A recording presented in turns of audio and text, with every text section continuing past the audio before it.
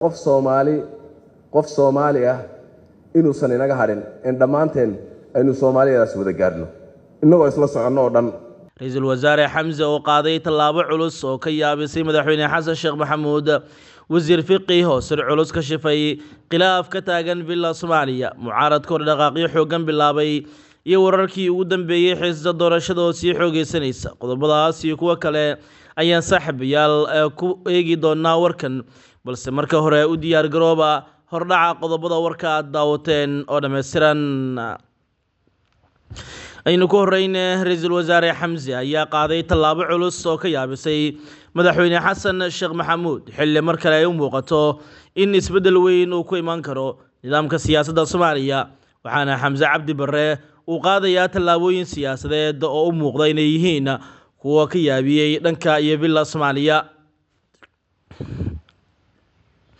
Ra'iisul Wasaaraha Xukuumadda Federaalka Soomaaliya Xamse Cabdi Barre ayaa xafiiskiisa ku qaabilay hoggaanka ururada siyaasadeed ee isdiiwaan geliyay kuwaas oo door muuqda ku leh hannaanka dimuqraadiyadda iyo dib u dhiska nidaamka xisbiyada dalkan Soomaaliya. Ra'iisul Wasaaraha ayaa tilmaamay sida ay uga go'an tahay xukuumadda dan qaran xoojinta wada shaqaynta dowladda iyo ururada siyaasadeed ee dargelinta hannaanka doorashooyinka qof iyo codka ah iyo in la hirgeliyo nidaam siyaasadeed oo ku dhisan hufnaan, daahfurnaan iyo kalsooni shacab. Ra'iisul Wasaare Xamse ayaa tilmaamay in dowladdu ay mudnaan gaar ah siinayso hirgelinta doorashooyin loo dhan yahay iyadoo la dargelinayo qorshaha qaran ee doorashooyinka si muwaadiniintu ay u helaan fursad ay si siman ugu go'aan gaari karaan mustaqbalka dalkan Soomaaliya. Xamse Cabdi Barre ayaa bogaadiyay doorka ay ururada siyaasadeed ay ku leeyihiin kobcinta dimuqraadiyadda iyo xoojinta xisaabtanka xilli ay xukuumadda wado qorshaha lagu hirgelinayo hannaanka doorasho lagu muransan yahay. sidoo kale waxa uu xusay in xukuumadda uu hogaamiyo ee dan qaran ay si buuxda uga go'an tahay in ay la shaqayso dhammaan daneeyaasha siyaasadeed. Ra'iisul Wasaare Xamse Cabdi Barre ayaa sheegay in xukuumadda ay ka go'an tahay si ambaqaadida la tashiyada qaran oo saldhig u ah dhismaha hannaanka siyaasadeed iyadoo la dhageysanayo aragtidooda ku aadan mustaqbalka siyaasadda Soomaaliya. dowladda Xasan Sheekh Maxamuud ayaa dadaal badan ku bixinaysa qabashada hirgelinta doorasho qof iyo cod ah iyadoo dhawaan magaalada Muqdisho ku qabatay gogol wada tashi oo aysan qayb ka ahayn siyaasiyiinta mucaaradka taas oo lagu xoojiyay in degdeg loo qabto doorashooyin heer deegaan ah si la isku soo gaarsiiyo doorashooyinka dalkan Soomaaliya. hase yeeshee Xamse Cabdi Barre kulanka uu la qaatay ururada siyaasadeed ee dalka ayaa ku soo aaday xilli inta badan xubnaha siyaasiyiinta mucaaradka ay iska diideen ka qaybgalka nidaamka siyaasadeed ee dowladda ay ku doonayso in talada dalkan ay ku majaxaabiso waxaana taasi uu dhabaha u xaaray kala tag siyaasadeed iyo in si weyn loogu fashilmo qorshe istaraatiijiyadeed oo dowladdu ay ku doonaysay inay ku hirgeliso hannaan siyaasadeed oo aan heshiis lagu ahayn. waxaynu u baahannahay in aynu u gudubno hannaan lagu midaysan yahay waddanka Soomaaliyeed oo dhan isu keenaya haddii aynu ka baxno nolosha dadban waxaynu ka gudbaynaa midnimo la'aanta colaadaha iyo dhibaatooyinka kale ee ka jira dalkeena ayuu yiri Masar Xamse Cabdi Barre. sidoo kale Ra'iisul Wasaaraha Soomaaliya Xamse Cabdi Barre ayaa isagu tilmaamay in loo baahan yahay midnimo iyo isku duubni si looga gudbo nolosha dadban ee dhibaatada ku haysa amniga doorashooyinka iyo nidaamka dowladnimo ee Soomaaliya. Xamse ayaa sidoo kale u mahad celiyay ergada iyo haldoorka Soomaaliyeed ee ka soo qayb galay gogashii uu ku baaqay madaxweynaha jamhuuriyadda sabarkaana la yimid go'aano muhiim oo ku aadan masiirka dalka laakiin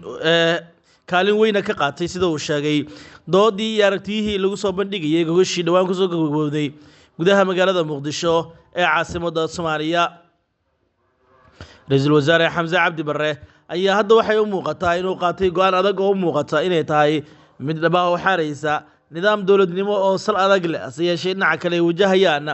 caqabado badan oo siyaasadeed oo dhanka mucaaradka iyo siyaasiyiinta murqaha weyn uga imaanaysa.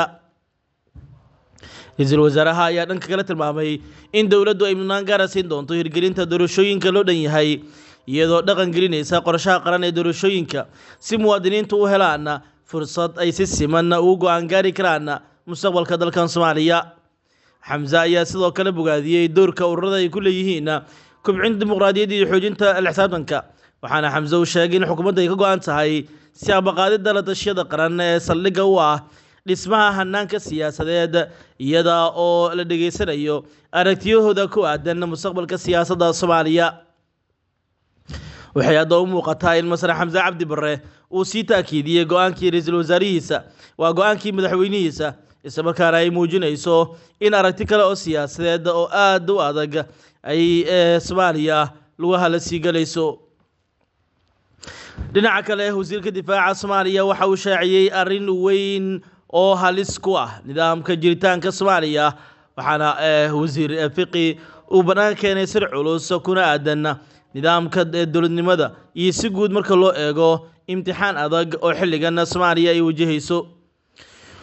wasaaradda gaashaandhigga xukuumadda federaalka Soomaaliya ayaa shaacisay in Soomaaliya laga saaray liiska qaramada midoobay ee askaraynta carruurta kadib go'aan rasmi ah oo ka soo baxay qaramada midoobay kaas oo lagu cadeeyay in ciidamada qaranka Soomaaliyeed aysan ku lug lahayn kiisaska askaraynta carruurta. dowladda Soomaaliya ayaa sheegtay in mas'uuliyadda iska saartay dhowrista badqabka shacabka gaar ahaan carruurta Soomaaliyeed iyadoo mudnaan gaar ah la siinayo ka hortagga askaraynta carruurta xilliyada colaadaha hubeysan si waafaqsan dastuurka dalka heshiisyada iyo xeerarka caalamiga ah ee Soomaaliya saxiixday. wasaaradda gaashaandhigga oo ku hadlaysa magaca xukuumadda federaalka Soomaaliya waxay hambali u diraysaa shacabka Soomaaliyeed iyo ciidamada qalabka sida guusha go'aankii ay qaramada midoobay ku shaacisay 17 Juun 2025 oo ciidamada qalabka sida si rasmi ah looga saaray liiska kuwa ku lugta leh askaraynta carruurta ayaa lagu yiri qoraalka wasaaradda difaaca Soomaaliya ka soo baxay. dowladda Soomaaliya ayaa sheegtay in go'aankan uu cadeyn u yahay isbeddelka hufan ee Soomaaliya ay ku talaabsatay guushan taariikhiga ah waxay ka dhalatay wada shaqayn dhow oo u dhaxaysa dowladda Soomaaliya iyo qaramada midoobay gaar ahaan hay'adaha UNICE iyo UN ATMIS iyadoo la fuliyay qorshaha qaran ee badqabka carruurta si waafaqsan dastuurka dalka iyo shuruucda caalamiga ah ee la xiriira carruurta xilliyada colaadaha hubeysan ayaa lagu yiri qoraal ka soo baxay wasaaradda gaashaandhigga Soomaaliya. wasaaradda gaashaandhigga oo ah guddoonka guddiga badqabka carruurta ayaa si gaar ah u bogaadisay go'aanka qaramada midoobay. wada shaqayntaasi mugga leh waxay xoojisay hanaanka ilaalinta carruurta waxayna horseeday in Soomaaliya ka gudubto heerar adag oo horey loo soo maray ayaa lagu yiri war-saxaafadeed ka soo baxay wasaaradda difaaca Soomaaliya. ugu dambeyntii dowladda Soomaaliya ayaa bayaanka ku ballan qaaday inay ka go'an tahay fulinta ballanqaadyada iyo heshiisyada kala duwan ee caalamiga ah kuwaas oo qaramada midoobay u aseesay ilaalinta carruurta xilliyada colaaduhu taagan yihiin si looga badqabo in ugu yaraan la caskareeyo carruur Soomaaliyeed dhibaatana ka soo gaarto dagaalada hubeysan ee ka socda geeska gees dalkan Soomaaliya.